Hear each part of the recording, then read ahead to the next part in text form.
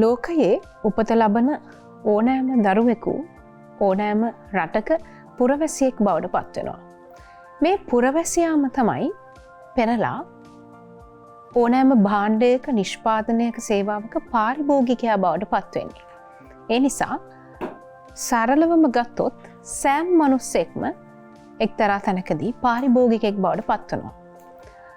කෙසේ වෙතත් මේ විදිහට පුරවැසියෙක් විදිහට කටයුතු කරත් පාරිභෝගිකයෙක් විදිහට අපි හඳුනා ගත්තත් අපට තිබෙනවා අයිතිවාසිකම් ඒ වගේම යුතුකම් හා වගකීම් කොටසක්. අපි බොහෝ විට අපේ යුතුකම් අයිතිවාසිකම් ඉටු කරනවාද නැද්ද කියන කාරණාව අපට පෙරලා නැවත අපේ අයිතීන් රැකෙනවාද අපට අයිතීන් ලැබෙනවාද කියන කාරණාව තුළ දෝලනය වෙනවා. කෙසේ වෙතත් අපේ මේ පාරිභෝගික අයිතීන් වෙනුවෙන් කතා කරන්නට එහෙම නැත්නම් ඔබේ දරුවා මේ රටේ පුරවැසියා මේ රටේ පාරිභෝගිකයා වෙනුවෙන් කතා කරන්නට හඬ නගන චරිතයක් අපි අද මේ සහෘදයා මැදිරියට කැඳවා ගත්තා. ඔහු සහෘදයෙක් වෙන්නේ සමසිත ඇති නිසා ඔබ වෙනුවෙන් අප වෙනුවෙන් කතා කරන නිසා. ඔහු තමයි පාරිභෝගික අයිතීන් සුරැකීමේ ජාතික ව්‍යාපාරයේ සභාපති රංජිත් විතානගේ මහත්මයා. අයිබෝන් ඔබට. අයිබෝන්. ඉතින් මේ පහුගිය දවසේ ඒ කියන්නේ මාර්තු 15 වන දිනේ ලෝක පාරිභෝගික දිනය යෙදී තිබුණා. අපි ඒ නිසාත් තමයි මේ කතා බහ කරන්නට හිතුවේ. ඒ වගේම මේ රටේ මිනිසුන් විදිහට පුරවැසියන් විදිහට අපි කන්නේ මොනවද? අපි අපේ දරුවන් බලාගන්නේ කොහොමද? මේ රටේ අනාගතය තීරණය වෙන්නේ කියන කාරණාවන් ඔස්සේ කතා කරොත් මට ඔබෙන් අහන්න ප්‍රශ්න වැලක් තියෙනවාද? මේ අපි මුලින්ම කතා කරමුද මේ පාරිභෝගිකයා කියන්නේ කවුද? අපි මේක අර්ථකථනය කරගමු. ඔව් ඇත්තටම පාරිභෝගික කියලා කියන්නේ සරලව කිව්වොත් භාණ්ඩ හා සේවා පරිභෝජනය කරන පුද්ගලයා තමයි පාරිභෝගික කියලා කියන්නේ. එතකොට නීතිය සඳහන් වෙන්නේ පාරිභෝගිකයක් කියලා කිසියම් භාණ්ඩයක් වෙළෙන්දෙක් හෝ නිෂ්පාදකයෙකු විසින් මිලක් ලබන්නට සලස්වන භාණ්ඩයක් හෝ සේවාවක් භාවිතා කරන්නෙකු හෝ භාවිතා කරන්නයි බලාපොරොත්තු වෙන පුද්ගලයා තමයි නීතියේදී හඳුන්වන්නේ පාරිභෝගිකයෙක් කියලා. හරි. දැන් ඔය පාරිභෝගිකයාට ලැබෙනවනේ මේ අයිතීන් ටිකක්. දැන් මේ කතා කරන්නේ අයිතීන් ගැනනේ. දැන් මේ අයිතීන් ගැන කතා කරනකොට යුතුකම් වගකීම් කියන කොටසත් අපිට කතා කරන්න වෙනවා. අයිතීන් මොනවද යුතුකම් වගකීම් මොනවද? පුරවැසියෙක් විදිහට නෙමෙයි පාරිභෝගිකයෙක් විදිහට. ඔව් ඇත්තටම ලෝකේ පාරිභෝගික අයිතිවාසිකම් ගැන කතා වෙන්නේ 1952 ඇමරිකානු ජෝන් F කෙනඩි මහතා කොංග්‍රස් මණ්ඩලයට ඉදිරිපත් කරනවා කාරණයක්. ඔහු කියනවා ඔබතුමිය කිව්වා වගේ ලෝකේ සීලොම පුරවැසියෝ පාරිභෝගිකයෝ. එතකොට රාජ්‍යාංශයෙන් සහ පුද්ගලිකාංශයෙන් ඒ ආර්ථිකයේ ඉහළම කොටස ස්ථිර වෙන්නේ ආර්ථික ශේෂ්ත්‍රයේ ඉහළම ස්ථිර වෙන්නේ පාරිභෝගිකයා කියලා. ඉතින් එතකොට මේ කියන අයට කරදර වෙන්නේ එහෙම නැත්නම් පුද්ගලිකාංශයෙන් සහ රාජ්‍යාංශයෙන් අකටයුතුකම් වෙන්නේ මෙයාලට කියලා. ඉතින් එතකොට ඒක පදනම් කරගෙන ලෝකේ ආරම්භ වෙනවා පාරිභෝගික අයිතිවාසිකම් පිළිබඳව කතිකාවක්. හැබැයි ඊට කලින් අපේ ලංකාවේ ගැන බැලුවොත් 10 වෙනි සියවසට ඈතට ඇදී යනවා අපේ තිබුණු සමහර අයිතිවාසිකම්. එතකොට වරක් 4 වෙනි උදේ රජතුමා මයංගන චෛත්‍ය වඳින්න යනකොට ඒ දවස්වල උද්ඝෝෂණ තිබිලා තියෙනවා. ඔවුන් තමන්ගේ අයිතිවාසිකම් ඉල්ලුවා. ඒ කියන්නේ දඩ පනවනවා කියලා කිව්වා තමන්ගේ පාරිභෝගික අයිතිවාසිකම් පිළිබඳව කතා කරා. ඉතින් අන්න එහෙම ලොකු ඉතිහාසයක් දීර්ඝ ඉතිහාසයක් අපේ පාරිභෝගික අයිතිවාසිකම් වලට තිබෙනවා අපේ රටේ. ඊට පස්සේ ඉතින් එහාට ගිහලා විවිධ අනපනත් එක්ක ඇවිල්ලා 2003 අංක 9 දාන්න පාරිභෝගික කටයුතු අධිකාරී පනත වර්තමානයේ ක්‍රියාත්මක වන පනත 2003 ජනවාරි 6 වෙනිදා අපේ පාර්ලිමේන්තුවට ඉදිරිපත් කරනවා. ඒ අනුව කලින් පැවති නීති එතකොට මිල පාලන පනත සාධාරණ වෙළඳ කොමිෂන් සභා පනත පාරිභෝගික ආරක්ෂක පනත මේවා අහෝසි කරලා මේ කියන පනත එනවා. ඒ පනතත් එක්ක බැලුවහම අපිට විශාල අයිතිවාසිකම් රසක් මේ රටේ පාරිභෝගිකයන්ට තියෙනවා. එක පාරිභෝගික අයිතිවාසිකමක් විතර අපි ගත්තොත් තෝරා ගැනීමට තිබෙන අයිතිය.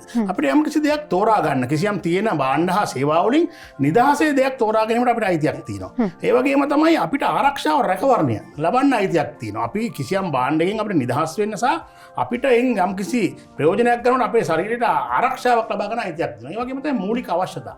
ඇඳුම් පැළඳුම් යාන වාහන එතකොට අධ්‍යාපනය එතකොට රැකියාවක් කරන්න තියෙන අයිතිය ඒවත් පාරිභෝගික අයිතිකාශයක් විතර තමයි දකින්නේ. ඊට අමතරව ගියාම හොඳ පරිසරයක ජීවත් වෙනවද නැත්තේත් ඒක. හොඳ හොඳ පරිසරයක උස්මාරගෙන ජීවත් වෙන්න පුළුවන් අයිතියක් පාරිභෝගිකයට තියෙනවා. ඒ වගේම තමයි තමන්ගේ අවශ්‍යතා පිළිබඳව රජයට කියන්න එහෙම අයිතියක් අපිට තියෙනවා. එතකොට මේ කියන විශාල පාරිභෝගික අයිතිය කියලා කිව්වහම විශාල කුලකයක් විශාල සංඛ්‍යාවක් තියෙන පාරිභෝගික අයිතිවාසිකම්. ඇත්තටම කනගාටුවට කරුණ තමයි ඒ අයිතිවාසිකම් ක්‍රියාත්මක කර ගැනීමට ශ්‍රී ලංකාවේ පාරිභෝගිකයෝගේ තියෙන උනන්දුව ඇල්ම සහ ඒකට තියෙන ඒකට ගන්න කාලය අඩුයි. ඒක තමයි ඊටම කනගාටුදායක තත්ත්වය මේ පෞද්ගලික දා 15 වෙනිදා පාරිභෝගික දින යෙදුණා. එහෙම ගෙනලා බැලුවොත් අද වෙනකොටත් මේ රටේ පාරිභෝගිකයෝ තමන්ගේ අයිතිවාසිකම් පිළිබඳව මේ තියෙන අයිතිවාසිකම් පිළිබඳව කතා කරන බවක් පේන්නේ නැහැ. හරි. දැන් රටක පාරිභෝගික අධිකාරිය කියන කොටස තියෙනකොට නැවතත් රටක පාරිභෝගික අයිතීම් සුරැකීමේ ජාතික ව්‍යාපාරයක් බිහි වෙන්නේ ඇයි? 2003 අංක 9 දරන පාරිභෝගික කටයුතු පිළිබඳ අධිකාරී පනතේ පැහැදිලිව සඳහන් වෙනවා පාරිභෝගික සංවිධාන ලියාපදිංචි කරගන්න පාරිභෝගික සංවිධාන උනන්දු කිරීම සඳහා ඔවුන්ට සහයෝගය ලබා දෙන්න කියලා. ඒ කියන්නේ පනතෙන්ම කියනවා පාරිභෝගික සංවිධාන අවශ්‍යයි කියලා. මොකද රාජ්‍ය යන්ත්‍රණයක් තමයි පාරිභෝගික අධිකාරිය කියන්නේ. එතකොට පාරිභෝගික අධිකාරියනේ වැටුප් ලබන නිලධාරී. එතකොට ඔවුන් කටයුතු කරනවා වගේම පාරිභෝගික සංවිධාන රට පුරා හදලා පාරිභෝගිකයන්ගේ ප්‍රශ්න ගැටලු ඒවා රජයට දැනගන්න ලබන අවස්ථාවක් තියෙන්න ඕනේ. එතකොට පාරිභෝගික කටයුතු අධිකාරිය අර සංවිධාන හරහා ඒක පාරිභෝගික සංවිධාන හරහා පාරිභෝගිකයන්ට වෙන්න ඕන දේවල් යුතුයකම් ඒවා පිළිබඳව පාරිභෝගික අධිකාරිය දැනුවත් වෙන්න පුළුවන්. ඉතින් ඒ හින්දා පනතෙම සඳහන් වෙනවා පාරිභෝගික සංවිධාන පිහිටවල ඒවා ප්‍රවර්ධනය කිරීම සඳහා කටයුතු කරන්න ඕනේ. ඉතින් පනතකින් තමයි මේක ස්ථාපිත වෙලා තියෙන්නේ. හරි. දැන් පාරිභෝගික අයිතීම් සුරැකීමේ ජාතික ව්‍යාපාරයේ සභාපතිවරයා විදිහට ඔබ කටයුතු කරනකොට අපි දකිනවනේ ඔබ කතා කරනවා. අපි දකිනවා ඔබ කතා කරනවා අප වෙනුවෙන්. මොකද මමත් මේ රටේ පුරවැසියෙක් විදිහට පාරිභෝගිකයෙක් බවට පත් වෙනවා. හැබැයි ඔබ කතා කරන්නේ අපි වෙනුවෙන්. දැන් මම පත් වෙලා ඉන්න තර්ජනය. එහෙම නැත්නම් මේ රටේ පුරවැසියා, මේ රටේ පාරිභෝගිකයා පත් වෙලා ඉන්න තර්ජනය මොකක්ද මේ වෙන විට මේ අයිතීන් වෙනුවෙන්? මොකක්ද මේ වෙලා තියෙන්නේ? ඔව් ඇත්තටම විශාල තර්ජනයක අපි ඉන්නේ. අපි දකින විදිහට අපේ සංවිධාන දකින්නට මේ ලෝකේ මේ රටේ තියෙන විශාලම ප්‍රශ්නේ දේශපාලනික ප්‍රශ්න නෙවෙයි. දේශපාලන ඉතාමත් වැදගත්. හැබැයි ඒකත් එක්ක බැලුවාම අපි සමහර දේවල් පිළිබඳව අපි ගොඩක් වෙලාවට වැඩිම මේක ගැන හිතුවත් මේ අපි අයිතිවාසිකම් ගැන සහ අපි මේ මුණ දින තර්ජන පිළිබඳව අපි හිතන්නේ නැහැ. ඇත්තටම වර්තමානයේ තියෙන තර්ජනය තමයි අපි කන ආහාර. අපි කන්නේ ආරක්ෂිත ආහාරද කියන ප්‍රශ්නයක් තියෙනවා. දැන් අද අපි කඩේට ගිහලා කනකොට අපිට සැකයක් කියලා තියෙනවා. ඒ වගේම තමයි මේ සුපිරි විලන්සල් කියන මේ ආපනශාලා මේ දන්වැල තුලත් අපි කන්නේ මොනවද අපේ ළමයට අපි අරන් දෙන්නේ මොනවද කියලා විශාල ප්‍රශ්නයක් තියෙනවා. ඇත්තට මේක උදාහරණයක් ගත්තොත් ලංකාවේ පිළිකා රෝගීන් සංඛ්‍යාව වසරකට දෙගුණයක් බවට පත් වෙනවා. එතකොට කුඩා ළමයිට දියවැඩියාව හැදෙනවා. පාසල් ළමයි මීටර 5000 තරඟේ ඇවිදගෙන යනකොට මැරලා වැටෙනවා. ඉතින් එතකොට බහුගඩු රෝගේ බහුල වෙලා තියෙනවා. අද රෝග පිළිබඳව හොයාගන්න බෑ. මේ සඳහා මේ ප්‍රධාන රෝහල් ටික අපේ ලංකාවේ බිහි වෙලා තියෙනවා මේ වෙනකොට. මේ වෙනකොට විශාල වශයෙන් ගිහිල්ලා බලන්න පුද්ගලික රෝහල් වලට විශාල පෝලිං වල ඉන්නේ අපේ ළමයි. අපි ගත්තොත් අපේක්ෂා රෝල ගත්තොත් හරි දුකයි. අපේ ළමයි තමයි ඉන්නේ. එතකොට අපි ඒ ආහාර පිළිබඳ ප්‍රශ්නයක තමයි අපි ඉන්නේ. ඉතින් ඒ හින්දා ලෝකේ විශ්ව සහිත ආහාර විකුණන වෙළඳපොළක් බවට අද ලංකාව පත් වෙලා තිබෙනවා. ඒ විතරක් නෙමෙයි ෂෝට් එක්ස්පයර් එහෙම නැත්නම් අර කල්ලිකුත් වීමේ ළඟම ඒ භාණ්ඩ ඒ ආහාර විකුණන රටක් බවට අපේ රට පත් වෙලා තියෙනවා. ඉතින් අපි දකින්නේ පාරිභෝගිකයට මේ වෙනකොට තියෙන විශාලම තරජනය වලින් එකක් තමයි ප්‍රමුඛත්වය ගත එකක් තමයි මේ ආහාර සුරක්ෂිතතාව පිළිබඳ ප්‍රශ්නය. හරි. දැන් අයිතිවාසිකම් කඩවීම කියන එක. අයිතීන් කඩවීම. දැන් ඔබ කලින් සඳහන් කරනවා ආහාර පිළිබඳව පුරවැසියා එහෙම නැත්නම් පාරිභෝගිකයා තර්ජනයක ඉන්නවා කියලා. දැන් අයිතීන් විදිහට මොකක්ද මේ කියන්නට උත්සාහ ගන්නේ? අපි නිදහසේ අපි කඩේකට ගිහිල්ලා අපි මුලදී ගන්නවා නම් භාණ්ඩයක් ආහාරයක් ඒකේ තියෙන සුරක්ෂිතතාව පිළිබඳව සහතිකයක් අපිට තියෙනවා. එතකොට 1980 ආහාර පනතේ සමහර දේවල් සඳහන් වෙනවා. නමුත් ඒව සමහර දේවල් ක්‍රියාත්මක වෙන්නේ නැහැ. ලෝකේ දිනෙන් දින නව තාක්ෂණයත් එක්ක ඉදිරියට යනවා. එහෙම ඉදිරියට යනකොට අපේ රටේ අනපනත් සමහර ඒවා වෙනස් වෙලා නැහැ. 1980 ආහාර පනත තමයි තවම ක්‍රියාත්මක වෙන්නේ. 2003 අංක 9 දාන පාරිභෝගික කටයුතු අධිකාරී පනත තමයි ක්‍රියාත්මක වෙන්නේ. ඉතින් එතකොට ලෝකේ දිනෙන් දින තාක්ෂණයත් එක්ක වෙනස් වෙවි යනවා. අද ඔන්ලයින් බොලින් බඩු ගන්න බදවට තත්ත්වයක් වඩපත් වෙලා තියෙනවා. එතකොට මේ තාක්ෂණය වෙනස් වෙනවා නම් මේක අප්ඩේට් යාවත්කාලීන වෙනවා නම් ඇයි මේ පනත් යාවත්කාලීන නොවේ? ඒක තමයි ඇත්තම ගැටලුව අපිට තියෙන පනත් යාවත්කාලීන වෙනවනේ ඉතාලම ඉක්මනින්. මොකද ලෝකේ වෙනස් වෙන නිසා. දැන් මෙහෙම බලනකොට අද ඒ පනත් යාවත් කාලේ නොවීම තුළ තර්ජනයක් බවට තර්ජනය එන්නේ පාරිභෝගිකයන්. ඉතින් ඒ හින්දා පාරිභෝගික සංවිධාන පාරිභෝගිකයෝ තමන්ගේ අයිතිය වෙනුවෙන් හඬ නගන්න දැන් කාලේ ඇවිල්ලා. කාලේ ඇවිල්ලා නේ කාලේ පහුවෙලා. නමුත් දැන් හරි අපි ඒක කියලා මේ නීති ටික හදාගන්න පුළුවන් නම් මේ පිළිබඳව කතා කරන්න පුළුවන් නම් ආහාර වල සුරක්ෂිතතාවය අපේ ළමයට ආහාර ටිකක් අපි අරන් දෙනකොට සුරක්ෂිත ආහාරයක් අරන් දුන්න බව අපිට සතුටු වෙනවා. මං හිතන්නේ ඒ තැනට තමයි අපි ගේන්න. අපි උත්සාහ කරන්නේත් ඒ තැනට අපේ රට ගෙනියන්න. හරි. දැන් මේ විදිහට අපි තර්ජනයකටත් ලක් වෙලා ඉන්නවා නම් දැන් අපිට මේ විදිහට අයිතීනුත් කඩ වෙනවා නම් අපේ ආහාර පිළිබඳව සුරක්ෂිතභාවයක් අපිට කියලා අපේ එහෙම එකක් ඇත්තෙම නැත්තම්. ඒ වගේම තමයි අපි වෙළඳපොළට ගිහිල්ලා මිලදී ගන්න භාණ්ඩය ඇතුලේ මූල්‍යමය වටිනාකම අපිට හරියට ලැබෙනවාද? ඒ වගේම මෙහි තිබෙන ගුණාත්මකභාවය තහවුරු කරන්න මොනවද රටේ තියෙන අනිකුත් පනත්වල තිබෙන නිර්ණායකයන් මොනවද? මේ සියලු කාරණා වෙනවා කියන්නේම මේ අයිතීන් කඩ වෙනවා කියන එකනේ. කොහෙටද දැන් අපි මේක කියන්නේ? මම අහන්නේ ඔබෙන් ශ්‍රීජෝම මේ සඳහා පාරිභෝගිකයාගේ දැනුවත් වීම ප්‍රමාණවත්ද? ඇත්තනම පළමුව පාරිභෝගිකයා දැනුවත් විය යුතුයි. තමන්ද ගන්න භාණ්ඩය පිළිබඳ පාරිභෝගිකයා සැලකිලිමත් වෙන්න ඕන. කිසියම් ආහාරයක් ගන්නකොට අපිට බලන්න පුළුවන් ඒකේ නිෂ්පාදිත දිනය, නිෂ්පාදක කල්ලිකුත් වීමේ දිනය. එතකොට ඒකේ අඩංගු, විශේෂයෙන් මේකේ අඩංගු රසකාරක වර්ග මොනවද? අද ඊනම්බර්ස් කියලා අපි කතා කරනවා. ඒවයි සඳහන් වෙනවා. අපිට අපි MSG කියලා කියමුකෝ. MSG මේක සඳහන් වෙනවා. අපි ඒක MSG පිළිබඳව අපි දැනගන්න ඕන. එතකොට මේකේ කොපමණ ප්‍රමාණයක් දිනකට අපේ ශරීරගත විදිය යුතුද? එතකොට ඒවා වර්ණක සහ රසකාරක මෙන්න මේ පිළිබඳව දවටනේ පැහැදිලිව තිබෙනවා. එතකොට පාරිභෝගිකයාට වෙළඳපොළට ගිහිල්ලා භාණ්ඩයක් මිලදී ගන්නකොට ආහාරයක් මිලදී ගන්නකොට මේ පිළිබඳව පාරිභෝගිකයා දැනුවත් නම් පාරිභෝගිකයා අර කියන භාණ්ඩය අර කියන ආහාර ප්‍රතික්ෂේප කරන්න පුළුවන්. හැබැයි එතනින් එහාට ගිහිල්ලා පාරිභෝගිකයව රවටන නම් වෙලෙන්ද පාරිභෝගිකයට කරන්න දෙයක් නැහැ. ඒ හින්දා පළමුව පාරිභෝගිකයා දැනුවත් වෙන්න ඕන. දෙවනුව රජයේ යාන්ත්‍රණය තුල ඒ කියන කූට ව්‍යාපාරිකයෝ ඒ මහා පරිමාණ සමාගම් පාලනය කිරීම සඳහා පෙරමුණ ගන්න ඕන සෞඛ්‍ය අංශ නිලධාරීන්. ඉතින් ඒ අනුව ඉස්සරහට ගියොත් මම කියන්නේ මේ ආහාර පිළිබඳ ප්‍රශ්නේ අපිට විසඳ ගන්න පුළුවන්. මම ඔබෙන් ශ්‍රීජෝම මේ ප්‍රශ්නේ අහනවා. දැන් මේ තර්ජනය නවත්තන්න මේ අයිතීන් සුරැකීම වෙනුවෙන් ඔබ මේ කියන කාරණාව සෞඛ්‍ය අමාත්‍යාංශය හෝ වේවා තවත් අංශ ගණනාවක් මේක ඍජුවම හෝ වක්‍ර බලපානවා ඇතිනේ. මේ යාන්ත්‍රණය සිදු නොවන්නේ මේ රටේ තිබෙන බලතණ්හාව හරි වෙන්නට පුළුවන් දේශපාලනික බලය ලබා ගැනීම එහෙම නැත්නම් මේ මුදල් කියන එක පසුපස හඹා යෑම කියන මේ කාරණා කිහිපයක් හින්දානේ. දැන් මේ තත්ත්වය පිළිබඳව අපි කතා කරමුද යමක්? මොකක්ද මේ රටේ මේ කාර්යය ඇතුලේ සිද්ධ වෙන්නේ කියලා? අතරම ඉතාමත් හොඳයි. දැන් මේ වෙනකොට 80 ආහාර පනතේ පැහැදිලිව සඳහන් වෙනවා ආහාර උපදේශන කමිටුවක්. ඒ ආහාර උපදේශන කමිටුව නියෝජනය කරනවා ශ්‍රී ලංකා ප්‍රමිති ආයතනය, පාරිභෝගික අධිකාරිය, සෞඛ්‍ය අමාත්‍යාංශයේ අධ්‍යක්ෂ ජනරාල් ප්‍රධානීය විදිහට කටයුතු කරනවා. මේ වගේ විවිධ අංශවල නිලධාරීන් එනවා. ඒ පනතේ පැහැදිලිව සඳහන් වෙනවා නියෝජන දෙකක් දිය යුතුයි පාරිභෝගික සංවිධාන වලට කියලා. හැබැයි අපේ ලංකාවේ තවම පාරිභෝගික සංවිධාන වලට ඒ අවස්ථාව ලබා දෙන්නේ නැහැ. අපි ලිඛිතව අවුරුදු ගාණක් තිස්සේ අපි ඉල්ලා සිටිනවා අපිට නියෝජනයක් ලබා දෙන්න කියලා. මොකද ලංකාවේ තිබෙන ප්‍රමුඛම පාරිභෝගික සංවිධාන අපේ සංවිධානය. අපි ලියාපදිංචි සංවිධානයක්. අපි වසර ගාණක් මේ කටයුතු කරනවා. නමුත් මේ කියන නියෝජන අපිට ලබා දෙන්නේ නැහැ. අපිට නැත්තම් වෙන පාරිභෝගික සංවිධාන කරලා මේ නියෝජන ලබා දෙන්න කියලා අපි ඉල්ලනවා. නමුත් දේශපාලනඥයෝ මේ අවස්ථාව අපිට අහිමි කරලා තියෙනවා. ඒකට හේතුව තමයි මේ රටේ මහා පරිමාණ සමාගම් විසින් මේ දේශපාලකයෝ මෙහෙවනවා. පාරිභෝගික නියෝජනයක් මෙතනට ගියොත් ඔවුන්ට නිසි ආකාරයට ඔවුන්ට අවශ්‍ය ආකාරයට තමන්ගේ නීති රීති ටික හදාගන්න බැරි වෙනවා. අර පාරිභෝගික නියෝජනය මේකට විරුද්ධ වෙනවා. මොකද පාරිභෝගිකයෝ තමයි දන්නේ හරියටම පාරට බැස්සහම මොනවද තියෙන දුෂ්කරතා. පාරිභෝගිකයෝ ගන්න දේ මොනවද කියලා කියන්න ඒ ආහාර උපදේශ කමිටුවට කියන්න තියෙන අවස්ථාව නැති කරලා තියෙනවා. ඉතින් ඒ නිසා තමයි ගොඩක් වෙලාවට අපේ අයිතිය නැති වෙලා තියෙන්නේ. ඒක මම එක කාරණයක් ඔබතුමීට කිව්වේ. කොහොම වුණත් රටේ තත්ත්වය වෙලා තියෙන්නේ අද ව්‍යාපාර දියුණු කරන හැරෙන්න පාරිභෝගිකයා පිළිබඳ සොයා බැලීමවත් පාරිභෝගිකයාට සුරක්ෂිත ආහාර ලබා දීමවත් නෙමෙයි. මොකද සමහර නීති තියෙන අපේ රටේ ක්‍රියාත්මක නැහැ. මොකද 2015 නීතියක් ආවා පාසල් ආපන ශාලා තුල ගැඹුරු තෙලේ බැදපු ආහාර විකුණන්න බෑ. කිරි ආහාර විකුණන්න බෑ. එතකොට ඊට ඉතින් එහාට ගිය රසකාරක සහිත ආහාර විකුණන්න බෑ. කිරි පැකට් විකුණන්න බෑ. ස්වභාවික කිරි නැතුව. ඉතින් කොහොම වුණත් ටොපි චොක්ලට් විකුණන්න බෑ. හැබැයි අද වෙනකොටත් මේ නීති ක්‍රියාත්මක නැහැ. ඉතින් එහෙමනි නීති තීන නීති ක්‍රියාත්මකත් නැහැ. නව ශ්‍රේෂ්ඨ වල නීති හැදෙන්න ඕන. හැබැයි ඒ නීති ක්‍රියාත්මකත් නැහැ. ඒක තමයි දැන් තියෙන ගැටලුව.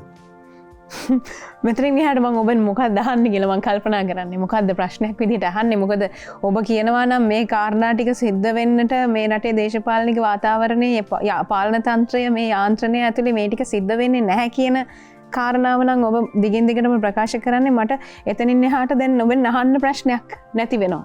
මොකද මේක මේ දේශපාලනය විසින්ම කළ යුතු කාරණාවක්. මේක ආය වෙන කොහෙවත් නෑ මේකට අතගහන්න මේක මේ ඉහලින්ම කළ යුතු කාරණාවක් නිසා. හරි අපි මේ ප්‍රශ්නේ පොඩ්ඩක් පැත්තකට තියලා පාරිභෝගිකයන් විදිහට දැන් අපිට කළ යුතු දෙයක් තියෙනවනේ දැන් කොහොම හරි මොනවා හරි කරගන්න තනි විදිහට අපි අර කියන පුරවැසියා විදිහට තනි පුද්ගලයෙක් විදිහට කටයුතු කිරීමේ අවශ්‍යතාවයක් සිද්ධ වෙලා තියෙනවානේ. මේක යාන්ත්‍රණයක් විදිහට පැත්තකට තිබ්බත් දැන් මේ කාරණාවේදී අපි කොහොමද අපි පාරිභෝගිකෙක් විදිහට මේ අයිතීන් පිළිබඳව දැනුවත් නම් ගන්න බාණ්ඩ පිළිබඳව මේ නිෂ්පාදන පිළිබඳව මේ සේවාවන් පිළිබඳව මෙන්න මේ මෙසේ විය යුතුයි මේ කාරණා ටික නැති වුණාට පස්සේ තමයි අපේ අයිතිවාසිකම් කඩවීමක් අපිට දකින්නට පුළුවන් වෙන්නේ. එතනින් පස්සේ අපි මේක කොහෙට හරි ගෙනියන්න ඕනේ. අපි කොහෙටද මේ පැමිණිලි කරන්න මේ සඳහා තිබෙනවද වෙනම ආයතන සහ මා විශේෂයෙන් මේ වෙලාවේ සඳහන් කරනවා පාරිභෝගික අධිකාරිය. ඔව් ඇත්තටම පාරිභෝගික යුතුකමක් තමයි. මොකද අපි අයිතිවාසිකම් ගැන කතා කරනවා වගේම අපි යුතුකම් ගැනත් කතා කරනවා. මොකද මේ රටට අපි යුතුකම් ඉටු කරන්න ඕනේ. ඒ වගේම පාරිභෝගික විතර වෙළඳ පොලේ හැසිරීමේදී යුතුකම් කිහිපයක් තියෙනවා. ඒ කාරණා පිළිබඳව ඔබ මේ අවධානය කරන්නේ. එතකොට පාරිභෝගිකයෙක් ඉස්සෙල්ලා දැනුවත් වෙන්න ඕන වෙළඳ පොළ පිළිබඳව මම කලින් කිව්වා ඒක. එතකොට ඊට පස්සේ පාරිභෝගිකයා සංවිධානය වෙන්න ඕන. Tamanට වුණ අකටයුත්ත පිළිබඳව Taman කතා කරන්න ඕන. Taman මේ අයිතිය වෙනුවෙන් අද කතා කරේ නැත්නම් අපි ඒක පිළිබඳව වැඩි උනන්දු නැත්නම් අපි ඒ අහිමි කරන්නේ අපේ අයිතිය විතරක් නෙවෙයි. ඒ පුද්ගලයාගේ අයිතිය විතරක් නෙවෙයි. මේ රටේ සමස්ත පාරිභෝගිකයන්ගේ අයිතිය විතරක් නෙවෙයි. හෙට ඉපදෙන්න ඉන්න දුවා දරුවගේ අයිතිය තමයි අපි නැති කරන්නේ. ඉතින් ඒ හින්දා Tamanට වුණ අසාධාරණ පිළිබඳව කතා කරනවා. එහෙදි පාරිභෝගිකයෙක් වශයෙන් කිසියම් අකටයුත්තක් කරනවා නම් භාණ්ඩයක් හෝ සේවාවක් මිල දැගෙන්නමයිදී පාරිභෝගිකයට පුළුවන් පාරිභෝගික කටයුතු අධිකාරියට පැමිණිලි කරන්න. ඔහුට ඔයාට ලිඛිතව පැමිණිල්ලක් ඉදිරිපත් කරන්න පුළුවන් අධ්‍යක්ෂ ජෙනරාල්වරයාට. ඊට අමතරව 1977 කියන ඍජු දුරකථන අංකය තිබෙනවා. ඒට පැමිණිල්ලක් ඉදිරිපත් කරන්න පුළුවන්. ඊටත් අමතරව මේ සෑම දිස්ත්‍රික් කාර්යාලයකම පාරිභෝගික කටයුතු අධිකාරියේ කාර්යාල පිහිටුවා තිබෙනවා. එයටත් පුළුවන් පාරිභෝගිකයෙකුට මේ පිළිබඳව පැමිණිල්ලක් ඉදිරිපත් කරන්න. ඒ වගේම තමයි අද අන්තර්ජාලය ඉතාමත්ම දියුණුයි. ගොඩක් අය භාවිතා කරනවා. අන්තර්ජාලයට ගිහිල්ලා පාරිභෝගික කටයුතු අධිකාරියේ වෙබ් අඩවියට ගිහිල්ලා පුළුවන් මේ පිළිබඳව තොරතුරු හොයාගන්න. ඉතින් එහෙම සක්‍රියව පාරිභෝගිකයන්ට පුළුවන් මේ පිළිබඳව මේ පැමිණිලි ඉදිරිපත් කරන්න. ඒ වගේම තමයි විදුලි පාරිභෝගිකයට පුළුවන් මහජනෝපභෝගිතා කොමිසම තියෙනවා. ඔවුන්ට පුළුවන් මහජනෝපභෝගිතා කොමිසමට පැමිණිලි ඉදිරිපත් කරන්න. එතකොට ජල ප්‍රශ්නයක් නම් ඒක විශාල ප්‍රශ්නයක් මේ රටේ. ඒ අමාත්‍යාංශර මත තමයි මේක ඉදිරිපත් වෙනවා තියෙන්නේ. ඒකත් වෙනස් විය යුතුයි.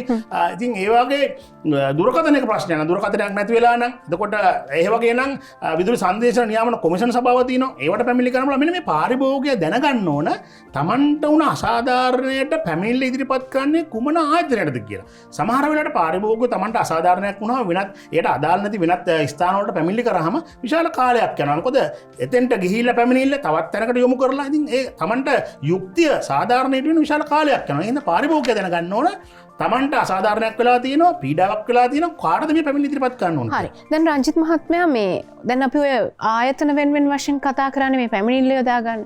මට අහන්න හිතුණා මෙහෙම ගැටලුවක් මේ දැන් අපි අපේ අයිතීන් පිළිබඳව මේ ආයතන හරහා මේ දැනුවත් කිරීම එහෙම නැත්නම් පැමිණිලි කිරීමත් අපි අත්හිටුවා ගත්තොත් ඒකත් අපි රඳවා ගත්තොත් නැවත නෑ මෙතනින් එහා අපි මේ කාරණාව ගෙන ගියා යුතු නෑ. මොකද මේක නෛතිකමය ප්‍රශ්න වලට ගැටලුවක් වෙනවා. ඒක නිසා සඳහා අපිට සමහර විට මේක වියදම් කරන්න වෙයිද? එහෙම නැත්නම් අපිට මේකට රස්තියාදු වෙන්න වෙයිද කියන කාරණා ටිකත් පාරිභෝගිකයා තුල තිබෙනවානේ. නැත්නම් මේක අතහැරලා දානවා මෙතනින් එහා අදාළ නෑ කියන තැන. දැන් මේ කාරණාව අතහැරීම මත ලංකාවේ තවත් ශේෂ්ත්‍ර ගණනාවකට ශ්‍රජුවම වක්‍රවම මේ අකාර්යක්ෂම තත්ත්වය බලපානවාද විශේෂයෙන්ම සෞඛ්‍ය ශේෂ්ත්‍රයේ අධ්‍යාපන ශේෂ්ත්‍රයේ අපි මේ සේවාවන් ලබා ගන්න දේ. ඒ වගේම තමයි අනෙකුත් බහුජාතික සමාගම් සහ මේ සියලු තැන්වලට. මේක රටේ පොදු පාලන තන්ත්‍රයට බලපාන එකක් නොවේද මේ අපි මේ කරන්නේ? ඇත්තටම ඉතාමත්ම පැහැදිලිවම කිව්වොත් අපි ඒ පැමිණිලි නොකරන තාක්කල් අපිට සාධාරණයක් ඉටු වෙන්නේ නැහැ. එතකොට මේ රටේ පාලකයෝ, වෙළඳ ආයතන, මහ පරිමාණ සමාගම් දැනගන්න දැනගන්න ඕන තමන්ගෙන් වන දුර්වලතා පිළිබඳව ඔවුන්ට යම්කිසි දෙයක් අවශ්‍යයි. මොකද ඔවුන්ට මේක හොයාගන්න විදියක් නැහැ. තමන්ගේ මොනවද වෙන්නේ කියලා ඔවුන් හිතනවා පාරිභෝගිකය තාම සතුටින් ඉන්නවා. කිසිම හිරියරයක් අපෙන් වෙන්නේ නැහැ කියලා. ඉතින් ඒ හින්දා පාරිභෝගිකයෙක් වුණාම අපි කියන්නේ නිතර මේකයි තමන්ට උන අසාධාරණ වෙන තමන් ඒක සටන් කරනවා. ඇත්තටම අපි එක අදහසක් අපි අත්හැර ගන්න ඕන. අපි මේ දෙයකට සටන් කරනවා කියලා කියන්නේ මේ ආණ්ඩු පෙරලනවා කියන එක නෙමෙයි. අපි මේ ආණ්ඩු පෙරලන්නවත් මේ රටේ බහුජාතික සමාගම් මේ රටෙන් පන්නන්නවත් මේ වෙළඳ ව්‍යාපාර බිම වට්ටන්නවත් නෙමෙයි. මොකද පාරිභෝගික විදියට මේ කියන වෙළඳ සමාගම් මේ රටේ තිබිය යුතුයි. ඒ කියන්නේ අපිට භාණ්ඩ හා සේවා ලබා දෙන්නේ ඕන්. හැබැයි ඕන් පැහැදිලිව දැනගන්න ඕන මේ කියන ආයතන සමාගම් නඩත්තු වෙන්නේ මේ රටේ පාරිභෝගිකයන්. ඒ හින්දා ඕන් පාරිභෝගිකයන් නිසිතන ලබා දෙමින් හොඳ ප්‍රමිතියෙන් යුත් භාණ්ඩ ලබා දෙමින් ඒවා පාරිභෝගිකයන් ලබා දීම තුලින් තමන්ගේ ලාභය කොටස වැඩි කරගන්න තමයි ඕන් කටයුතු කරනවා. හැබැයි අද වෙලා තියෙන්නේ පාරිභෝගිකයාව අද ගණන් නොගෙනමින් ඔවුන්ට නොසලකමින් ඔවුන් පීඩාවට පත් කරන තමයි ගොඩක් හදන්නේ. ඉතින් ඒ හින්දා මෙවැනි අවස්ථාවක රජයටත් අපි පැමිණිලි ඉදිරිපත් කරොත් රජයට පුළුවන් මේ පිළිබඳව කතා කරන්න. ප්‍රතිපත්ති සම්පාදකයන්ට පුළුවන් මේ වෙනුවෙන් නව නීති හදන්න. ඉතින් නව නීති හැදෙන්නේ මේ කියන පැමිණිලි වලින්. ඉතින් ඒ හින්දා පාරිභෝගිකයෝ ඉතාමත් මතුරු සමහර පාරිභෝගිකයෝ ඉන්නවා රක්ෂණයෙන් තමන්ට අසාධාරණයක් වුණාම ලක්ෂ 3යි වන්දියෙන්න ඕන. ලක්ෂ 5ක් 6ක් කියලා ඔවුන් නීතිමය කටයුතු වලට යනවා. ඉතින් ඒ හින්දා එවැනි තත්ත්වයක් තමයි මේ රට උදා වෙන්න ඕන. මොකද එහෙම වුණොත් තමයි ඉදිරි පරම්පරාවේ අයිතිවාසිකම් ආරක්ෂා වෙන්නේ. මොකද මේ කියන අපේ අයිතිවාසිකම් භුක්ති විඳින්නේ අපේ කලින් පරම්පරාව කරපු සටන් නිසා තමයි සහ ඔවුන් කරපු මේ සේවය නිසා තමයි අද අපේ අයිතිවාසිකම් යන්තාක් දුරට හෝ මෙහෙම ඉතුරු වෙලා තියෙන්නේ. මෙහෙම වෙලා ඉතුරු වෙලා තියෙන්නේ. ඉතින් ඒ හින්දා අපිත් අපේ ඊගාව පරපුරට මේ අයිතිවාසිකම් ලබා දෙන්න ඕනේ. ඉතින් ඒ හින්දා මම හිතන්නේ අපි එහෙම හිතලා අපි මේ කටයුතු කරනවා නම් අපිට ගොඩක් හොඳ පරිසරයක ජීවත් වෙන්න පුළුවන් වෙයි. ඔව්. නැවතත් අර මා කලින් අහපු ප්‍රශ්නය හා සම්බන්ධව අහන්නට හිතුණා. දැන් අපි හිතමුකෝ මේ දරුවෙකුට අධ්‍යාපනය සම්බන්ධව මේ සේවාව ලබා ගැනීමත් කියන්නේ පරිභෝජනයක්නේ. දැන් මෙවැනි තත්ත්වයකදී දැන් ඔබ කලින් සඳහන් කරනවා මේ රටේ පොඩි දරුවන්ට කන්න දෙන්නේ මොනවද? අර ගැඹුරු තෙලේ බැදලා දෙන්න එපා කියලා මේ වගේ නිර්ණායක ටිකක් තියෙනවානේ මේ කාරණාටි. දැන් මේ අපි මේ කතාවේ මුලට ගියොත් මේක චේන් එකක් වගේ යනවා කියලා මට හිතෙන අවසානයේ මේ පාලන තන්ත්‍රය වෙනවා. දැන් දරුවන් කන ආහාර නිසා දරුවන් ලෙඩ රෝග බහුල වෙනවා. ඒ ලෙඩ රෝග නිසා නැවතත් සෞඛ්‍ය අංශවලට මොවුන්ට යන්න සිද්ධ වෙනවා. ඊට පස්සේ නැවතත් Tamanගේ මුදල වියදම් කරන්න වෙන්නේ අතිනුත් සල්ලි දීලා කාලා ආයෙත් ලෙඩ වලටත් අපි සල්ලි දීලා බෙහෙත් ගන්න ඕනේ. බෙහෙත් ගන්නත් ආයෙ අපි සල්ලි දෙන්න ඕනේ. මොකද්ද මේ වෙන්නේ මේ විදිහට මේ මම ඒකයි ඔබෙන් කලින් අසන්නේ පාලන තන්ත්‍රයේ තියෙන මේ සියලුම අංශවලට සෞඛ්‍ය අංශ අධ්‍යාපන අංශ මේ සියලු අංශවලට මේක ඍජුව වක්‍රව එක් තැන් වලින් බලපානවා නේද කියන කාරණා මේ අපේ රටේ දරුවාට බලපාන දේ. ඔව් ඇත්තටම ඉස්සර 1977න් පස්සේ මේ රටේ ආර්ථිකය වෙනස් වුණා.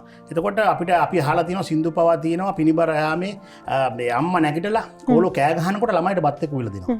අද අපේ සංස්කෘතිය වෙනස් වෙලා අද චූන් පාන් සද්දට අම්මා නැගිටලා ළමයට මාළු පාන් කරන් දෙන තමයි ඉස්කෝලේ යවන්නේ. ඉතින් එතකොට ඒ කියන සංස්කෘතිය අද වෙනස් වෙලා. හැබැයි අපේ වෛද්‍යවරු කියන්නේ පිටි කෑම ළමයිට දීම සීමා කරන්න ඕන කියලා. ඉතින් එතකොට එහෙම අරගෙන දීලා අපේ අම්මලා තාත්තලා බලාපොරොත්තු වෙනවා ළමයා ඉංජිනේරුවෙක් වෙයි, ළමයා වෛද්‍යවරයෙක් වෙයි, ළමයා නීතිඥයෙක් වෙයි කියලා සමාජ ඉහළම තැනක් බලාපොරොත්තු වෙනවා. එතකොට ඒ දෙමව්පියෝ මේ ළමයා නොසලකා හැරීම තුළ ළමයා කොහෙටද මේක යන්නේ? ඉතින් ඒ නිසා රජයටත් දැන් මේ කියන දැන් දෙමව්පියෝ මේ සංස්කෘතියට හුරු නොවීම තුළ අපේ දේශීය ආහාර අලබතල මඤ්ඤොක්ක කඩලා කවුපි. අපි ඒවා භාවිතා නොකිරීම තුළ ඒ රස ළමයාට මුලදී ලබා නොදීම තුළ ඇය ඉදිරියට යනකොටත් බලාපොරොත්තු වෙන්නේ අර කියන සොසේජස් කරලා සහ අර බර්ගර් එක. එතකොට KFC අපි ඒ සුපිරි වෙනස සනකට ගිහිල්ලා අපි සෙල්ෆියක් ගහලා ෆොටෝ එකක් අද Facebook එක දාන තත්ත්වයේ සංස්කෘතිය බවට පත් වෙලා. මේ සංස්කෘතිය වෙනස් කරන්න ඕනේ. එතකොට අපි කවදාවත් අපේක්ෂා වලට ගිහිල්ලා සෙල්ෆියක් කරන් අපි දාන්නේ නැහැ. අපි අන්නේ එතන තමයි වෙනස. එතකොට අපි රජයේ පරිපාලනය පැතිඹීම ගත්තොත් රජයට විශාල වියදමක්. රජයට විශාල වියදමක් මේ ළමයි මේ පිළිකා රෝගීන් සංඛ්‍යාව වැඩි වෙලා තියෙනවා. ඉතින් එතකොට ඔවුන් එක ආයතනයකදී ඉදිරිපත් කරා පිළිකා තව රෝහල් කිහිපයක් මේ රටේ ස්ථාපිත කරන්න. එතකොට ඒ විදිහට රෝහල් ස්ථාපිත කිරීමේදී ඒ විදිහට ඖෂධ මේ රටට ගෙන්වන්නට යන මූලික පිරිවැයේදී කල්පනා කළ යුතුව තිබෙනවා පාරිභෝගික අයිතිවාසිකම් සුරකීම සඳහා. අනිවාර්යයෙන්ම සිගරට් හෝ මත්පැන් බොන්නේ පාරිභෝගිකයෝ දැනගෙනනේ. ඒකේ තියෙන ආදීනව දැනගෙන. හැබැයි අනිත් එක කිරි පැකට් එකක් බොන්නේ මේ කියන ආහාරයක් ගන්නේ අපි කිසිම දෙයක් දන්නේ නැතුවනේ. එතකොට අපි දන්නේ මේක සුරක්ෂිත නැද්ද කියලා. ඉතින් අපි ඇත්තටම මේක ගන්න. ඒ විතරක් නෙවෙයි බෙහෙත්.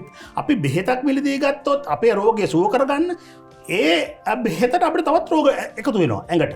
ඉතින් එතකොට Side effects කොපමණ කියලා අපි අසාධාරණද ආයෙ මේක? ගන්න. කොපමණ අසාධාරණ සමාජයක්ද මේ? කොපමණ අසාධාරණ ලෝකයක්ද මේ? ඒ කියන්නේ තමන් ගන්න බෙහෙත් ටික තමන්ට විස වෙනවා නම් ඒක හරිම අසාධාරණයි. ඉතින් ඒ නිසා රජය මීට වැඩිය මැදිහත් වෙලා මේක පාලනය කිරීම සඳහා කටයුතු කරනවා සහ දැඩි නීති රීති මේ වෙනුවෙන් දාන්න ඕන. මොකද අපි ඉතාමත් තාර්කිකව මේ ප්‍රශ්න ප්‍රකාශ ඉදිරිපත් කරන්නේ.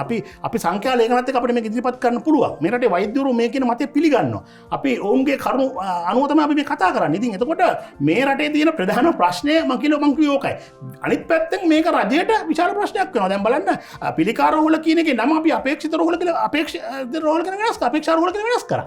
අපි රෝහල නම් වෙනස් කරනවා. නමුත් අපි කවදාවත් හිතුවේ නැහැ මේ රෝග ටික ඇති වෙන්නේ කොහොමද? මෙහි ආරම්භය අපි බැලුවේ නැහැ. අපි රෝගයේ මූලය හෙව්වේ නැහැ. අපි රෝගයට බෙහෙත් දෙනවා. ඉතින් ඒ හින්දා දැන්වත් අපි එක තැනක නැවතිලා අපි හොයන්න ඕන ඇයි අපිට මෙහෙම රෝග ටිකක් ආවේ? අපේ ළමයා අවුරුදු 10 දී තරබාරු වෙලා දීවැඩියා රෝගයට ගොදුරු වෙන්නේ ඇයි? දැන් අපි දැක්ක වෛද්‍යවරයෙක් මිය ගියා ඔහුට දීවැඩිය ආවා. ඔහු රුධිර පීඩනයෙන් ගොඩක් පෙළෙනවා. ඉතින් ඒ නිසා මේක උනේ ඇයි කියලා ජාතියක් විදිහට අපි හැරලා බලලා ඒ අනුව අපි නීති ටික හදාගෙන අපි ඉස්සරහට ගියොත් මම හිතන්නේ නිරෝගීමත් පරපුරක් වගේම සංවර්ධිත රටක් බවට අපි රට පත් කරගන්න පුළුවන්. මොකද විශාල වියදමක් මේ වෙනුවෙන් අපිට කැප කරන්න වෙලා තියෙනවා.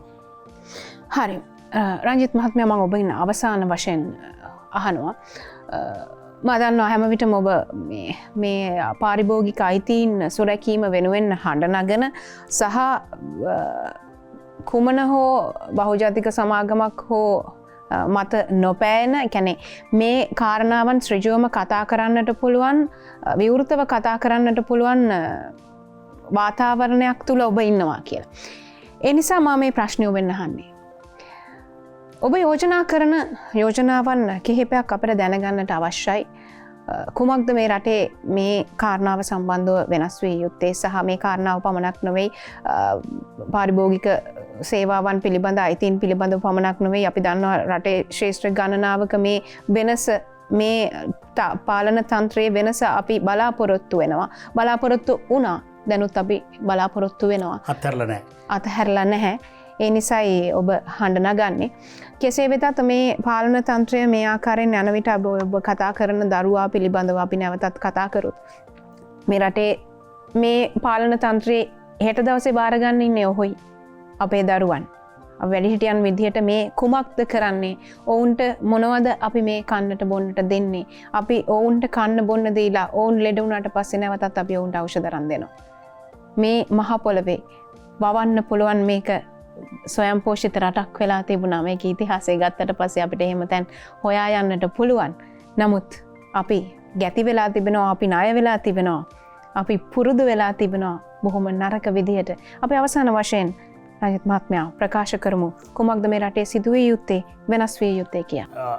මෙතනදී අපි ඇත්තටම මේ ගැන කතා කළ යුතුයි. මොකද අපි මේක විවේචනය කරන විතරක් මදි. මොකද අපි උදේ ඉඳලා හැන්ද වෙනකන් කන්නේ විවේචන. හාමුදුරුවෝ බණ කිව්වත් අපේ කියන අඩුපාඩු වලට අපි hina වෙන එක කරන්නේ. එහෙම නැතුව අපි මේකට විකල්ප ඉදිරිපත් කළ යුතුයි. අපි කොහොමද ඉදිරියට ගමන් කළ යුතුයි. අපි මේ පිළිබඳව ඇත්තට සංවාදයක් ඇති කළ යුතුයි. අපි යෝජනා කරන්නේ මේ රටේ සීලුම් පාරිභෝගික අපි ජනගහණයෙන් සීල දිනම් පාරිභෝගිකයෝනේ. එහෙමනම් අපේ අධ්‍යාපන පෙළපොතට මේ පාරිභෝගිකයා කියන මේ පාරිභෝගික නීතිය සහ පාරිභෝගිකයා කියන මේ සංකල්පය පෙළපොතට ඇතුළත් කළ යුතුයි. එතකොට පාරිභෝගිකයා තම කොහොමද හැසිරෙන්නේ කියලා මේ ළමයා දන්නවා. දැන් ඔබතුමා මේක පටන් ගත්තෙම මේ ළමයෙක් නිතරම මේක භාවිත පාරිභෝගික වෙනවා කියලා නේද? එතකොට ඔහු දන්නවා මේ වෙළඳ පොළට හැසිරෙන්න.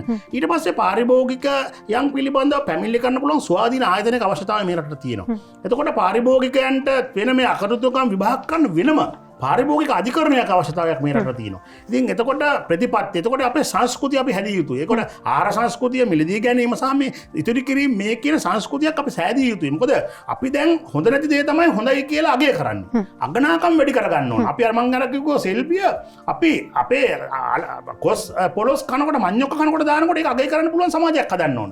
දැන් අද තියෙන්නේ බර්ගර් එකක් කනකොට අගය කරන සමාජයක් නේ. ඉතින් ඒ හින්දා මේ ආකල්ප වෙනසක් ඇති කළ යුතුයි. ඇත්තටම මේවා කරන්න වියදමක් යන්නේ නැහැ. මම මේ යෝජනා කරන්න 7-5ක වියදමක් යන්නේ. මේකට අවශ්‍ය ඕනෑකම විතරයි. පාලකයට ඕනකම තියෙනවා නම් මේක කරන්න පුළුවන්. හැබැයි නොකරන්නෙත් මේක තමයි. මොකද ඔවුන් විවිධ සමාගම් මත යැපෙනවා. ඒ නිසා තමයි මේ රටේ ජනතාවට පාරිභෝගිකයන්ට වසවිස කන්න වෙලා තියෙන්නේ. ඉතින් ඒ නිසා අපේ අයිතිවාසිකම් ආරක්ෂා වෙන්නේ නැත්තේ. ඉතින් මෙන්න මේවෙනි යෝජනා ටික ඉතාමත් සරලව ක්‍රියාත්මක කරොත් මං හිතන්නේ මේ රටේ පාරිභෝගිකයන්ට වගේම මේ රටේ සියලුම දේශපාලකයන්ට නිදහසේ හුස්ම ගන්න පුළුවන් පරිසරයක් ඇති වෙයි. හොඳ ආහාරයක් හම්බෙයි. අද බැලුවොත් අපේ මහානායක හාමුදුරුවන්ට අද අසනීප වෙලා අද දේශපාලකයෝ අසනීපෙන් ඉන්නේ. අද මව්වරු අසනීපෙන් පියවරු අසනීපෙන් හැම ගෙදරම පිළිකා රෝගියෙක් ඉන්න තත්ත්වයක් බවට පත් වෙලා. ඉතින් එහෙම කාලකන්ණි ජාතියක් බවට අපි පත් උනේ මේ කියන ක්‍රමවේදයේ වෙනස නිසා. එහෙනම් මේ ක්‍රමය වෙනස් කරන්න නම් නව යෝජනා තුලින් නව ප්‍රවණතා තුලින් ලෝකයේත් එක්ක ගනුදෙනු කරලා ලෝකයේ වෙන ආකාරයට අපි ඉදිරියට යන්න ඕන. එහෙම වුණොත් විතරයි අපිට මේ ප්‍රශ්نين ගැලවෙන්න පුළුවන්. ඔව්. හෙට දවසේ මේ රටේ පාලන තන්ත්‍රය අතට ගන්න ඉන්නේ ඔබේ ඔය දරුවා. මේ රටේ පුරවැසියා බවට පත්වන්නේ ඔබේ ඔය දරුවා. ඒ නිසා මේ මොහොතේ මේ රටේ පාලන තන්ත්‍ර එහෙම නැත්නම් දේශපාලනික ක්‍රියාදාමය හමුවේ ඔබේ දරුවා අනාගතයේදී අසරණ වන්නට ඉඩ තිබෙනවා. ඔහු ශක්තිමත් පුරුෂයෙක් බවට පත්වන්නට, ගැහැණියක් බවට පත්වන්නට, එහෙමත් නැත්නම් මනා පෞරුෂයකින් යුත් මිනිසෙකු බවට පත්වන්නට මේ කියන්නා වූ සියලු කාරණාවන් බලපානවා. මානසිකව ශක්තිමත් මිනිසෙක්, ශාරීරිකව ශක්තිමත් මිනිසෙක් බිහි කිරීමේ අරමුණ අපේ මේ අද සාකච්ඡාවේ අරමුණ වෙනවා. ඉතින් කෙසේ වෙතත් දේශපාලන බලය වෙනුවෙන් නොවේ, මේ මුදල වෙනුවෙන් නොවේ, මේ රටේ මිනිසුන්ගේ ශාරීරික අවශ්‍යතාවයන්, මානසික අවශ්‍යතාවයන් හඳුනා ගන්න දේශපාලනිකයන් අපේ රටේ බිහිවන්නට අපි ප්‍රාර්ථනා කරන අය සිදුවේයි කියා අපිට අවශ්‍යයි නිරෝගිමත් ජාතියක් අපේ අතීතයේ පෙර සිටියාසේ. බොහොම ස්තුතියි අද දවසේ රංජිත් මහත්මයා අපිට මේ කතා කරපු දේවල් ටිකට.